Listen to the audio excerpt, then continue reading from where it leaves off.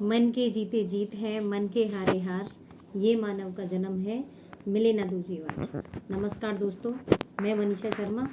स्वागत है आपका मेरे चैनल पार्थ स्टडी 83 में। दोस्तों, मेरी वीडियोस को लाइक करें, सब्सक्राइब करें, जिससे मुझे भी हिम्मत आती है और मेरा भी मन करता है आपके लिए नई नई वीडियोस बनाने का। और कमेंट्स में नीचे ये ज़रूर छोड़ें कि मुझे किस टॉपिक पे आगे वीडियोस लानी चाहिए। तो क्या पता है मेरी वीडियो आपके लिए लाभकारी साबित हो और आपके जीवन में जिस लक्ष्य को आप प्राप्त करना चाहते हो वहाँ तक पहुँचने में आपके लिए सहायक हो। तो आज मैं आपसे चर्चा करने वाली हूँ कि कोई काम जिसको हम असंभव समझते हैं उसको हमें संभव कैसे बनाना है। तो दोस्तों, आप किसी भी काम को शुरुआत करने से पहले, चाहे वो तैयारी हो या फिर कोई जॉब हो या कोई बिजनेस हो या घरेलू महिला हो, हमको हमेशा ये लगता है कि ये काम इतना मुश्किल है। और इसी मानसिकता को हमारे आसपास के लोग, हमारे रिश्तेदार, हमारे मित्र भी हमको ये दिमाग में बैठा देते हैं, ये नेगेटिव वाइब्स देते रहते हैं बहुत से लोग कि उसमें 4 पोस्ट हैं, आप कैसे सिलेक्शन ले सकते हो, उसमें भीड़ ज़्यादा है, पेपर आउट हो गया। लेकिन फिर भी जॉब लगने वालों की जॉब लगती है, जिनको नौकरी के लिए जो लगातार मेहनत करते हैं उनको नौकरी भी मिलती है। सफलताएं उन्हीं को मिलती है जो अपना इधर उधर ध्यान नहीं भटकाते। तो हमें किसी भी असंभव कार्य को संभव कैसे बनाना है, इसके लिए सबसे पहले अपने को छोटे छोटे टारगेट फिक्स करना है। ऐसा नहीं कि आप किसी दिन उठे और उठ कर के ही आपने ये सोच लिया कि आज मैं सुबह से शाम तक 10 घंटे पढ़ूंगा और अचानक आपका दिन में कोई ऐसा काम लग गया या कोई रिश्तेदार आ गया या आपको कहीं जाना पड़ा कि आपके 2 घंटे शुरुआत के खराब हो गए। तो आपको फिर पूरे दिन ये लगेगा कि नहीं, आज नहीं, मैं कल करूँगा। फिर कल भी ऐसा ही हुआ, परसों भी ऐसा ही हुआ। तो वो जो असंभव काम है वो और दूर होता जाता रहता है और आपके दिमाग में नेगेटिविटी हावी होती जाती रहती है और हम यहाँ आके डिमोलाइज होने लग जाते हैं कि नहीं, मैं तो ये काम कर ही नहीं सकता, ये काम मेरे लिए बना ही नहीं है। तो इस सब से बचने के लिए, इन सब दुष्प्रभावों से बचने के लिए अपने को क्या करना है कि अपने को छोटे छोटे टारगेट लेके चलना है। आपने एक दिन पहले, रात को सोने से पहले अपनी डायरी पेन लिया और उसमें आपने अपने टारगेट फिक्स किए कि कल मुझे 3 घंटे पढ़ाई करनी है, 3 घंटे मुझे सब्जेक्ट करना है। तो आप 3 घंटे में से अगर 2.5 घंटे भी करोगे, 2 घंटे भी करोगे, तो आप महसूस करोगे कि आप अपने आप को एक नई एनर्जी के साथ में फील कर पा रहे हो। आपका दिमाग बहुत हल्का रहता है, मन बहुत खुश रहता है, क्योंकि आपको ये लगता है कि मैंने जो टारगेट बनाया है कम से कम इसमें से आज इतना अचीव किया। कल फिर उसी टारगेट को 3 से आप 5 का बना सकते हो, फिर आप 5 घंटे से उसको 6 घंटे का। मेरे कहने का मतलब है कि आप अपने टारगेट को धीरे धीरे धीरे धीरे बढ़ाएं, अपने टारगेट में पिछड़े नहीं और उसको ज़्यादा भी नहीं बनाएं। धीरे धीरे अपने सब्जेक्ट्स को कवर करने लगे। जहाँ आप जॉब करते हो वहाँ अपनी दिनचर्या को फिक्स करने लगे। अपने घर के कामों को कर रहे हो उनमें आप अपनी दिनचर्या को फिक्स करें। अपने बच्चों की दिनचर्या को फिक्स करें, उनको भी रीडिंग हैबिट लगाएं, उनको भी पढ़ने की आदत अभी से अगर हमने डेवलप कर दी तो आगे जाके हमको बहुत सपोर्ट रहता है। फिर हम जब बच्चों को बाहर पढ़ने के लिए भेजते हैं तो वहाँ उन बच्चों को ये रहता है कि मुझे पढ़ना है, क्योंकि उनको हैबिट शुरू से लग चुकी होती है। वो वहाँ डिस्टर्ब नहीं होते हैं फिर कि उनको रोकने वाला कौन है, उनको वहाँ टोकने वाला कौन है। तो अपने को शुरू से ही छोटे छोटे टारगेट्स लेके चलने की आदत बनानी रखनी है। फिर हमको क्या करना है, अगर आप अपने काम को ऐसे ही टालते जाओगे, मित्रों, टालने की जो आदत होती है वो बहुत ख़राब होती है। मैंने भी बहुत असफलताएं देखी हैं इसी चीज़ पे कि नहीं, आज पहले मैं ये कर लेती हूँ, तब पढ़ाई कर लूँगी। आज मैं पहले अपने घर पे अच्छे से ध्यान देती हूँ, आज मैं अपने परिवार पे अच्छे से ध्यान देती हूँ, तब मैं पढ़ाई करूँगी या तब मैं इस चीज़ की करूँगी। कोई भी एग्ज़ाम आता है, एग्ज़ाम डेट जब नज़दीक आती है तब हम भागते हैं तैयारी के लिए। तब तक आधे से ज़्यादा लोग जिनको सिलेक्शन लेना होता है वो तैयारी कर चुके होते हैं, वो अपने सिलेबस को एक बार कंप्लीट कर चुके होते हैं। और हम उस समय ये सोचते हैं, हमारे घर वाले, अक्सर महिलाओं के साथ में ये देखा गया है कि जब वैकेंसी आती है तो तब आप लोगों से वो कहते हैं कि आप जाओ 3 महीने के लिए कोचिंग करो, और उनको ये लगता है कि 3 महीने में हम जाएंगे और हम बाहर जाके 3 महीने में सिलेक्शन लेके आ जाएंगे। अब आप स्वयं इस बात को सोचो कि आप 3 महीने की तैयारी कर रहे हो, उसमें भी आपको दिमाग में ये, कोई माँ है उसका बच्चा छोटा है, उसको अपनी बच्ची की टेंशन है, कोई लड़की है उसके पेरेंट्स की अगर थोड़ी फाइनेंशियल कंडीशन कम है तो उसको वहाँ की चिंता है, अगर कोई लड़का है तो उसको अपनी अलग चिंता है।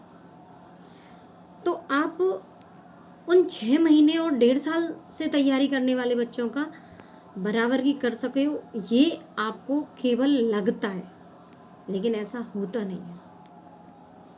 हमको किसी भी चीज़ की तैयारी करने के लिए, जैसे आपको यूपीएससी की तैयारी करनी है या आरएएस की तैयारी करनी है या अध्यापक की तैयारी करनी है, जब आपकी बीएड चल रही है या एसटीसी चल रही है, उसी के साथ आपको धीरे धीरे सिलेबस से फैमिलियर होना है और अपनी जीके के कंटेंट को तैयार करते रहना है, नोट्स तैयार करते रहना है।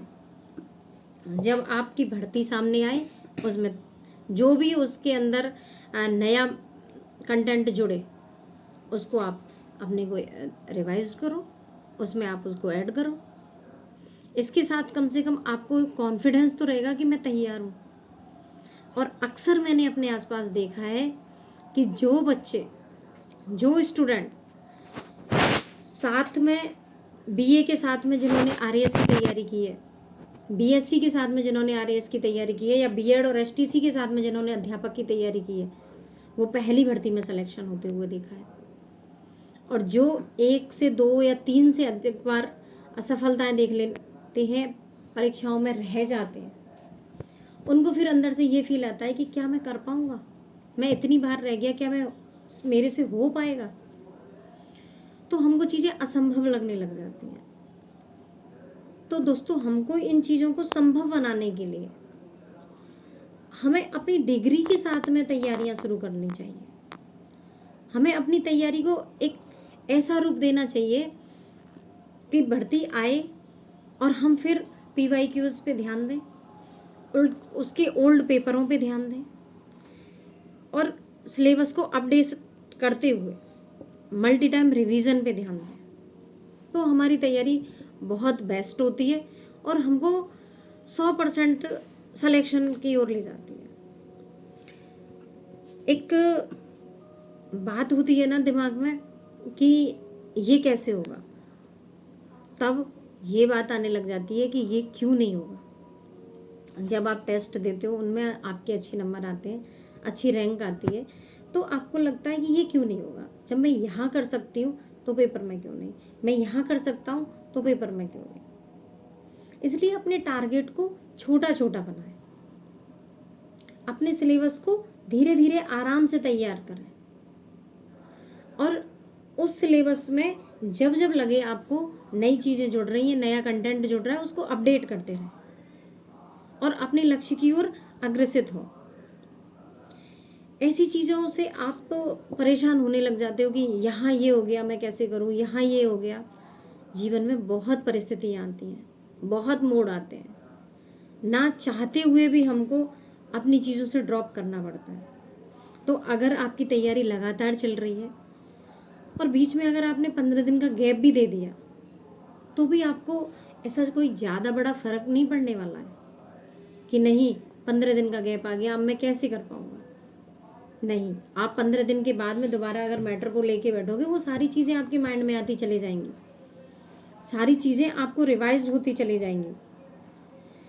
ऐसा काम करते रहने से, अपनी तैयारी को लगातार करते रहने से 6 महीने किसी भी टारगेट को पूरा करने के लिए बहुत होते हैं।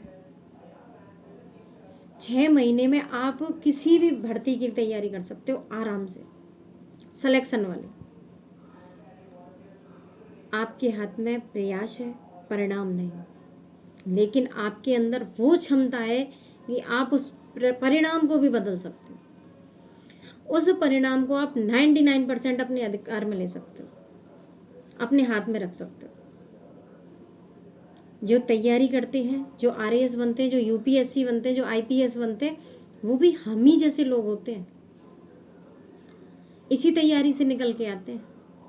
तो तैयारी हमको छोटे छोटे टारगेटों के साथ में करनी पड़ेगी, छोटे छोटे लक्ष्य लेके चलने पड़ेंगे हम जीवन में, और लगातार उसमें अपने को रूटीन बना के चलना चलेगा कि ये हमको लगातार प्रयास करना है। ये नहीं कि आपने शुरू तो 1.5 साल पहले कर दिया किसी भर्ती के आने से, और आपने बीच में 4 दिन किया, फिर 8 दिन गैप दे दिया, फिर 2 दिन किया, फिर 6 दिन का गैप दे दिया। ऐसा नहीं, लगातार करो। 2 घंटे करो, 2.5 घंटे करो, पर लगातार करो। उससे आपको भी एनर्जी मिलती है, सिलेबस भी कंप्लीट होता है, और एक कॉन्फिडेंस भी आता है। तो हम परिणाम बदलने की क्षमता अपने अंदर रखते हैं, और हम बदल सकते हैं उस परिणाम को अगर हमारे प्रयास 100% हो, अगर हमारे प्रयास कॉन्फिडेंस के साथ हो। तो दोस्तों, सब इस मेंटलिटी के साथ में तैयारी करें कि मेरे हाथ में जब तैयारी है तो मैं इसको क्यों ना अच्छे से करूं। जब आप तैयारी कर रहे हो, मटेरियल लेके आ रहे हो, पुस्तकें लेके आ रहे हो, तो क्यों ना उस तैयारी को अच्छे से किया जाए। एक बार के लिए अपना पूरा जीवन झोंक दिया जाए। छोटा त्यागने पे हमको बड़े की प्राप्ति होती है, छोटी चीज़ों को त्यागने पे हमको बड़ी की चीज़ें प्राप्त होती हैं। राम ने जब अयोध्या त्यागी तो उनको श्री राम का दर्जा मिला। इसी के साथ आज की मैं इस वीडियो को यहीं समाप्त करना चाहूँगी। मिलते हैं नेक्स्ट वीडियो में। जय हिंद, जय भारत।